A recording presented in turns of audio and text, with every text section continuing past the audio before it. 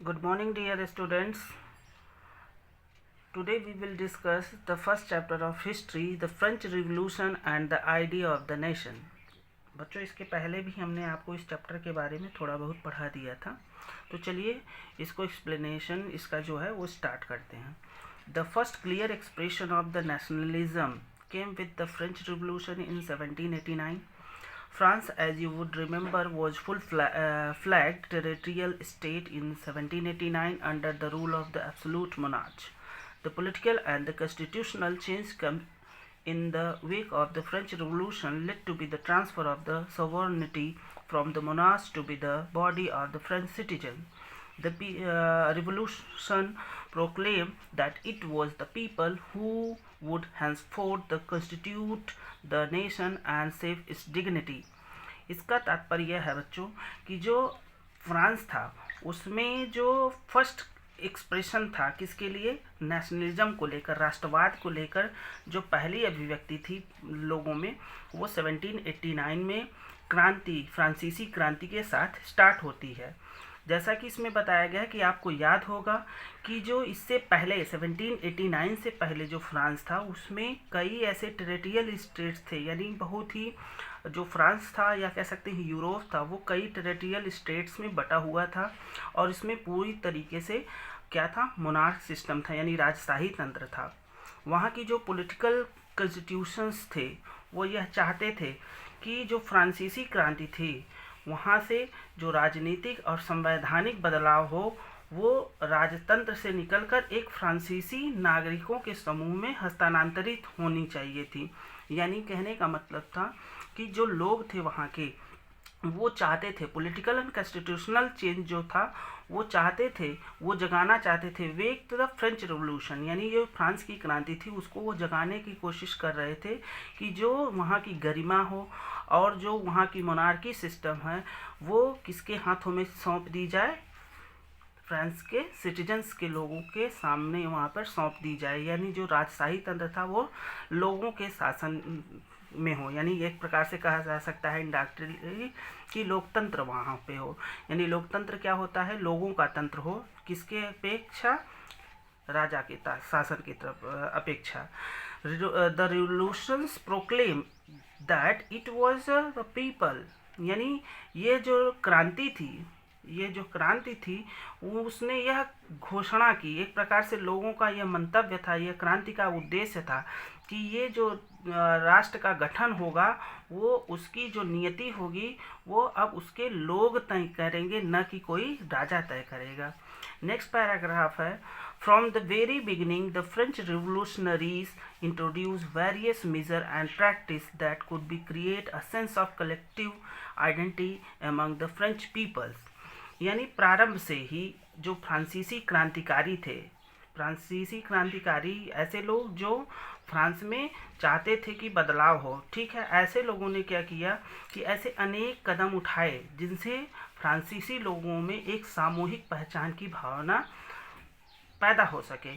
कहने का मतलब जो है कलेक्टिव आइडेंटिटी का मतलब क्या है कि लोग जो थे राजशाही तंत्र में अलग अलग थलग पड़े थे, तो उनका यह प्रयास था कि लोग जो फ्रांस के लोग हों वो क्या हों, उनमें राष्ट्र या राष्ट्रवाद को लेकर एक जैसी भावना पैदा हो, यानी ये लोग अलग अलग ना हों. The idea of La Parties, the fatherland, and the Les Citoyens citizen emphasized the nations of the united community enjoy equal rights under the constitution. A new flag, French flag, a tricolor, was chosen to replace the former royal standard. The State General was elected by the body of active citizens and renamed the National Assembly. New hymns were composed, oath taken, and the martyrs commemorated, all in the name of the nation. A centralized administrative system was put in the place, and it formulated uniform law for all citizens without its territory. Internal custom duties and the dues were abolished, and the uniform system of the weight and the measure was adopted. Regional dialect was discouraged and the French as it was spoken and written in the Paris become the common language of the nation. तो यहाँ पर बताया जा रहा है कि प्रारंभ से ही लोगों में ऐसी भावना को बढ़ावा देने के लिए ऐसे विचार, जैसे कि उनमें विचारों की बात की जा रही है तो ला पार्टीज और ली सिटोयन, ये एक प्रकार की विचारधाराएं हैं. जैसे कि अगर हम कंपेयर करें इंडिया के रिवोल्यूशन से, क्रांति से, तो वहाँ पर भारत को माता कहा जाता है.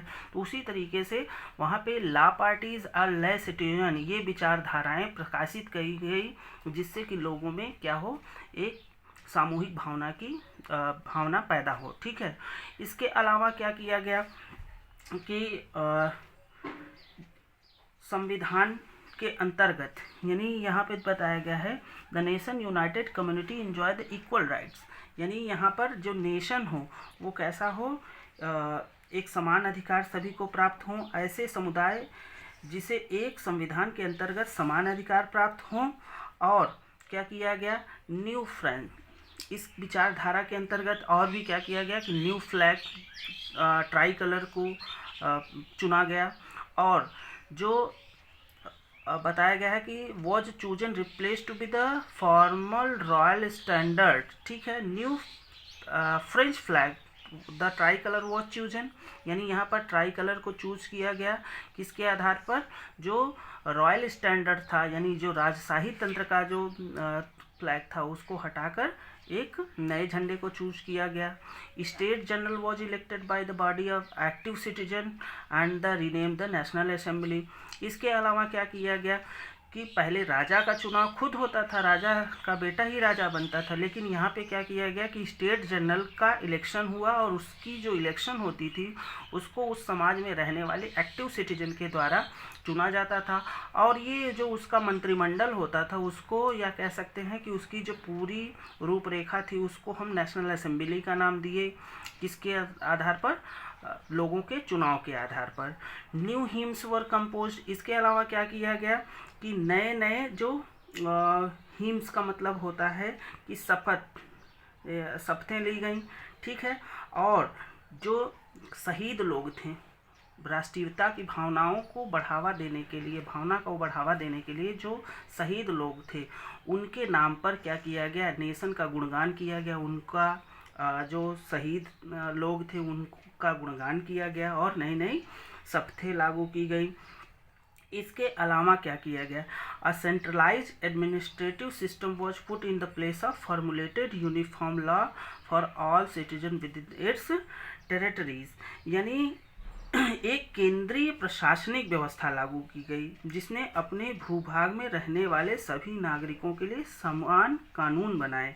ठीक है. कहने का मतलब जैसे कि आज अगर हम कंपेयर करें तो भारत की जो व्यवस्था है, कोई भी अगर केंद्र सरकार में कोई व्यवस्था आती है तो समस्त देशवासियों के लिए आती है, न किसी पार्टिकुलर व्यक्ति के लिए आती. तो ऐसी ही शासन प्रणाली की वहाँ पे व्यवस्था की गई. Internal custom duties and the dues were abolished. और जो भी राजशाही तंत्र में जो भी कर लिए जाते थे उनको क्या किया गया, निर्मुक्त किया गया, हटा दिया गया. And uniform system weight and measure was adopted. यानी अलग अलग राजशाही तंत्रों में अलग अलग मापन प्रणाली थी और वजन प्रणाली थी, उन सबको भी स्टैंडर्डाइज किया गया. Regional dialect were discourage and French was spoken as the written in the Paris. इसके अलावा क्या किया गया, क्षेत्रीय बोलियों को हतोत्साहित किया गया और पेरिस में फ्रेंच जैसी बोली और लिखी जाती थी वही राष्ट्र की साझा भाषा बन गई.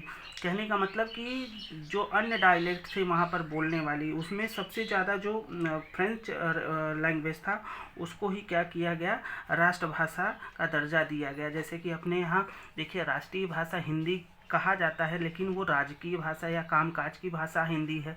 और हिंदी को कहते हैं ना कि हम हिंदी हैं, हम वतन हैं हिंदोस्तां हमारा. यानी कहने का मतलब ये है कि हिंदी जो है हमारे यहाँ पे जो हिंदुत्व या कह सकते हैं कि एक लोगों में एक प्रकार की विचारधारा को बढ़ाने के लिए हिंदी को प्रमोट किया गया था. वैसे यहाँ पर क्या किया गया था, फ्रेंच भाषा को क्या किया गया था, प्रमोट किया गया था.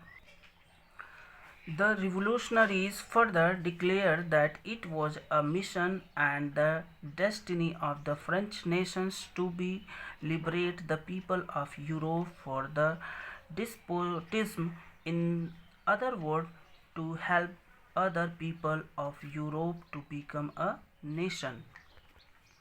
When the news of the event in the France reached the different cities of Europe, students and the other members of the educated middle classes began setting up the Jacobin Club. Their activities and the campaigns prepared the way for the French armies which moved into Holland, Belgium, Switzerland and much of the Italy in the 1790s. With the outbreak of the Revolutionaries War, the French armies begins to be the carry the idea of the nationalism abroad.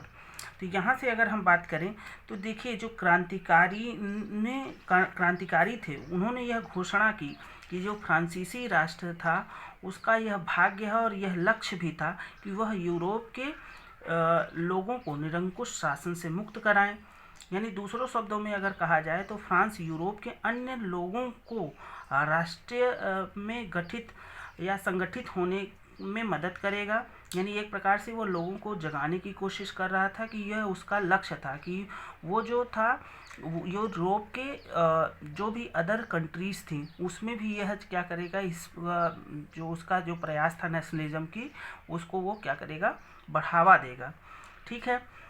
Next है कि यह जब news जो होती है यानी जो राष्ट्रीयता की जो भावना थी जिसको कि उसने फ्रांस में लागू किया, वह फ्रांस के थ्रू यूरोप के जब अन्य शहरों में पहुंचती हैं तो अनेक प्रकार के जो वर्ग के लोग होते हैं, चाहे वो स्टूडेंट हों या समाज के अन्य मेंबर, चाहे वो एजुकेटेड मिडिल क्लास के हों, सभी लोगों ने क्या किया, जैकोबिन क्लब बनाने लगे। जैकोबिन क्लब क्या होता है, एक प्रकार से संगठन होता है जो क्या करता था वहाँ पे उस समय राष्ट्रीयता के लिए क्या करते थे, एक प्रकार से लोगों को एक समूह बनाने की कोशिश करते थे और लोगों को क्या करते थे, राष्ट्रीयता के प्रति सजग करते थे। और इनकी जो यह क्या थी एक्टिविटीज़ थी या जो कैंपेन थे वो क्या करते थे, prepare the way for the French आर्मीज which move into the Holland. यानी ये जो इनकी जैकोबिन की स्थापना थी, उनकी जो गतिविधियां थी या अभियान थे, उन्होंने फ्रेंच सेनाओं के लिए एक प्रकार से रास्ता तैयार किया जो 1719 के दशक में हॉलैंड, बेल्जियम, स्विट्जरलैंड और इटली के बड़े इलाकों में जा पहुंची। क्रांतिकारी युद्धों के शुरू होने के साथ ही फ्रांसीसी सेनाएं जो थी वो राष्ट्रवाद के विचार को देश से विदेशों में भी ले जाने लगी। यानी ये जो आप फ्रेंच आर्मी थी कह सकते हैं, वो एक प्रकार से राष्ट्रवाद को अपने ही तक सीमित उन्होंने नहीं रखा बल्कि वो देश के अन्य यूरोप के अन्य देशों में भी इन्होंने क्या किया था, इसको पहुंचाया था। अब यहाँ पर एक नए आदमी की एंट्री होती है, इसको हम आप लोगों को बताएंगे। ठीक है।